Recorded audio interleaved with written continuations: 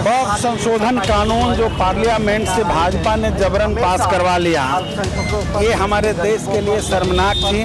और इसके जरिए ये कोशिश हुआ कि देश के संविधान को तहस नहस किया जाए, संविधान के मूल आत्मा पर चोट की गई, उसके बुनियाद पर चोट किया गया और साथ ही साथ उसके जरिए संपत्ति को हड़प करके और अडानी अंबानी को सौंपने की भी साजिश रची गई है। आगे जजमेंट होने वाला है, मुझे उम्मीद है कि सुप्रीम कोर्ट संशोधन बिल के खिलाफ जजमेंट देगा। हमारे देश के प्रधानमंत्री बड़बोले प्रधानमंत्री हैं, बड़ी बड़ी बातें बोलते हैं। पहलगाम में हुए आतंकी हमला और वक्फ बिल के खिलाफ आज सिवान में भाजपा वाले के बैनर से तले विधायक जी हैं, सभी लोग सड़क पर उतरे हुए हैं। किन मांगों को लेकर सड़क पर उतरे हैं? वक्फ संशोधन कानून जो पार्लियामेंट से भाजपा ने जबरन पास करवा लिया, ये हमारे देश के लिए शर्मनाक थी। और इसके जरिए ये कोशिश हुआ कि देश के संविधान को तहस नहस किया जाए, संविधान के मूल आत्मा पर चोट की गई, उसके बुनियाद पर चोट किया गया और साथ ही साथ उसके जरिए संपत्ति को हड़प करके और अडानी अंबानी को सौंपने की भी साजिश रची गई है। लेकिन इस बार दोनों ही मामले में सरकार फेलियर हुई है। जनता इस सच्चाई को समझी है। भारी विरोध पूरे देश में हो रहा है और धन्यवाद मैं दूंगा कि देश की सुप्रीम कोर्ट ने आर्टिकल 26 जो कहता है कि देश के हर धर्म के लोगों को अपनी संपत्ति की रक्षा करने, अपनी आज़ादीपूर्ण जीवन जीने का अधिकार है, इस पर हमला मानते हुए इसको स्टे कर दिया है, रोका है।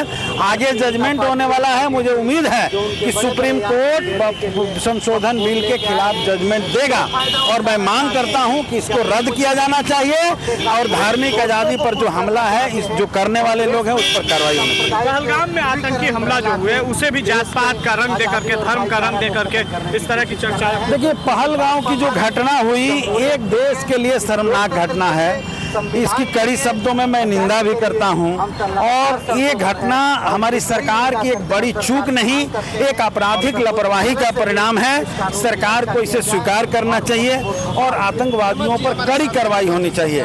और इस बार कश्मीर की जनता ने जिस तरीके से एकजुटता जाहिर किया है, पूरा देश जिस तरीके से एकजुटता जाहिर करके इसका विरोध किया है, इससे मोदी का चरित्र का पोल खुल गया है। और मैं साफ कहना चाहता हूं कि आतंकवादियों पर कार्रवाई हो और साथ ही साथ जो लोग भी इसमें सम्मिलित हैं उनको निश्चित उन पर कार्रवाई होना चाहिए। लेकिन इस नाम पर सांप्रदायिक रंग देने की जो कोशिश हुई है कि धर्म पूछकर मांगा गया, इसका नैरेटिव मारा गया, नैरेटिव बनाया। आतंकवादी का कोई जात नहीं होता, वो टेरर फैलाने के लिए घटनाओं का अंजाम देते हैं। लेकिन इसकी फायदा उठाना भाजपा चाह रही थी और ये लोग इस घटना के जांच से पता चलेगा कि कौन कौन लोग इसमें संलिप्त हैं। बिहार में चुनाव होना है और दो को एक कोशिश हुई कि कैसे जो है बिहार का सांप्रदायिक ध्रुवीकरण हो, क्योंकि इनके पास तो एजेंडा है नहीं।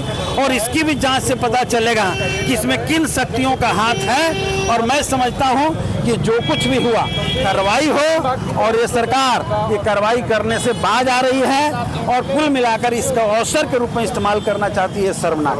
बताइए, आज आप लोग सड़क पर उतरे हैं, पहलगाम हमले को लेकर के लगातार ये चर्चाएं हो रही है कि बिहार में चुनावी वर्ष है और चुनावी वर्ष में इस तरह से पहलगाम में आतंकी हमले और बिहार आकर के प्रधानमंत्री ने पाकिस्तान को दहाड़ा खूब करारा जवाब भी दिया है।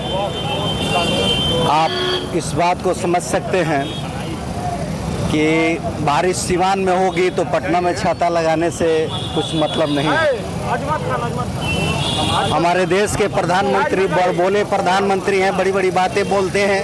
पहलगाम के आतंकी हमला के खिलाफ हमारी संवेदना है। हम देशवासियों और देश विदेशी सैलानियों के मौत पर गहरी दुख व्यक्त करते हैं और हमारी पार्टी हर उस ऐसे कायराना हमले का पुरजोर मुखालफत विरोध करती है।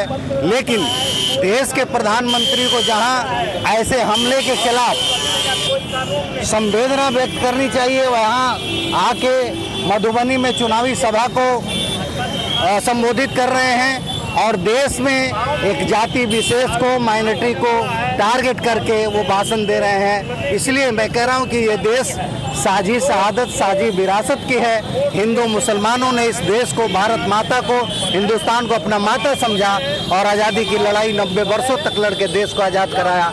आज देश के संविधान, देश की आज़ादी और लोकतंत्र पर हमला है। आपने देखा कि पिछले दिनों गाजियाबाद में बड़े देश के 1857 के बड़े योद्धा बहादुर शाह जफर के पुतले पर, मूर्ति पर कालिख पोतने का काम किया गया।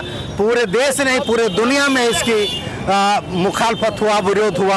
आप देख रहे हैं कि पूरे देश में आप लोग सर्वदलीय बैठक बुलाते हैं प्रधानमंत्री जी पुलवामा हमले पर, और उसमें से वो गायब रहते हैं। तो आप मंशा समझ सकते हैं कि सर्वदलीय बैठक प्रधानमंत्री के नेतृत्व में होना चाहिए। वो कह रहे हैं कि हम प्रधानमंत्री को रक्षा मंत्री राजनाथ सिंह बता देंगे।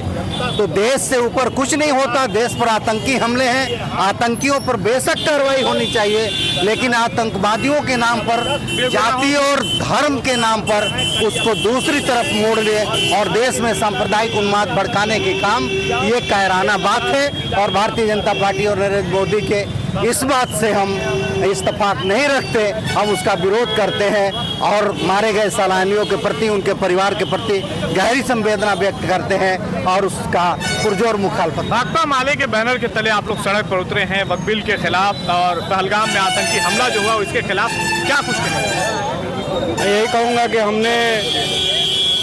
हमने कभी रॉबिन हुड की कहानी पढ़ी थी कि अमीरों से छीनकर गरीबों में बांटता है वो। आज हम नरेंद्र मोदी को देख रहे हैं जो गरीबों से छीनकर अमीरों में बांट रहा है, गरीबों से छीनकर अमीरों में बांट रहा है। इसके सारे कानून ऐसे ही होते हैं जिससे ज़्यादा से ज़्यादा अमीरों को फायदा हो जाए और गरीब बर्बाद हो जाए, मर जाए, सड़क पे आ जाए। तो मैं इस एंटी रॉबिन हुड आदमी को, इस एंटी रॉबिन हुड कानून का विरोध करता हूं।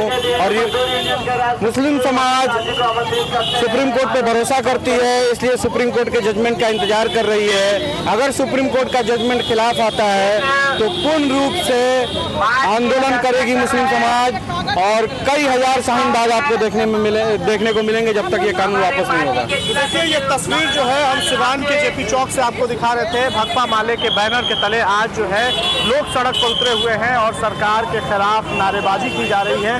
जीरादेई माले विधायक, जीरादेई के विधायक जो है अमरजीत कुशवाहा, उनसे जब हमारी बातचीत हो रही थी तो उन्होंने साफ तौर पर कहा है कि ये जो कानून है वो गैर संवैधानिक कानून है। हम लोगों को यकीन है अगला जो जजमेंट आने वाला है वो मुसलमानों के पक्ष में आएगा, इस तरह की बात उन्होंने कही है। और वहीं आतंकी हमला, जो पहलगाम में आतंकी हमला हुए, आतंकी हमला पर भी उन्होंने खुल करके बोला है। उन्होंने कहा है कि आतंकवादियों का कोई जात, कोई धर्म नहीं होता है, लेकिन बीजेपी के पास कुछ नहीं था तो उन्होंने एक नैरेटिव सेट किया और इसको जाति धर्म के आधार पर मुसलमानों को टारगेट करने की कोशिश की गई है। इस पूरी खबर पर आपकी क्या कुछ प्रतिक्रिया होगी, आप अपनी प्रतिक्रिया कमेंट बॉक्स में जरूर दें। कैमरा सहयोगी विशाल के साथ फहीम खान, लाइव सिटी, सीवान।